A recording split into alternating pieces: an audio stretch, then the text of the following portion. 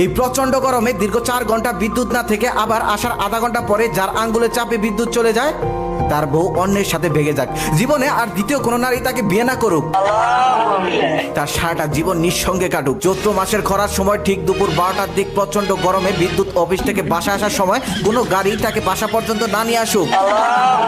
তারপর কোনো উপায় না পেয়ে এই প্রচন্ড গরমের মধ্যে সে হেঁটে হেঁটে বাসা পর্যন্ত আসুক, আর বাসায় এসেই দেখুক তার এলাকার ট্রান্সফরমার একদম পুরো ছাই হয়ে গেছে, সেই কারণে তার ঘরে কোনো বিদ্যুৎ সংযোগ নেই। তারপর সে বাসার ভিতরে গিয়ে দেখুক তার কাজের বস সেদিনই চাকরি ছেড়ে চলে গেছে। তখন কোনো উপায় না পেয়ে সে হোটেলে খাবার কিনতে যাক, সেখানে গিয়ে দেখুক শহরের কোনো হোটেলই তার কাছে খাবার বিক্রি করবে না। তারপর মন খারাপ করে বাসায় ফিরে এসে নিঃসঙ্গ জীবনে ক্ষুধার জ্বালা সহ্য করতে না পেরে নিজেই রান্না করে খাওয়ার সিদ্ধান্ত নেই। রান্না করতে গিয়ে গরম সহ্য করতে না পেরে তার শরীরের ঘামে তার ফ্লোর ভিজে যাক। অনেক কষ্ট করে রান্না শেষ করার পর গোসল করার জন্য ওয়াশরুমে যাক, সেখানে গিয়ে দেখুক ওয়াশরুমের পানি আগুনের মতো গরম হয়ে আছে। তারপর সে সেই গরম পানি ফেলে ঠান্ডা পানি আনার জন্য কল চালু করে রাখুক, আর কিছুক্ষণ কল চালু করে রাখার পরেই দেখুক তার ট্যাঙ্কির পানি ফুরিয়ে গেছে।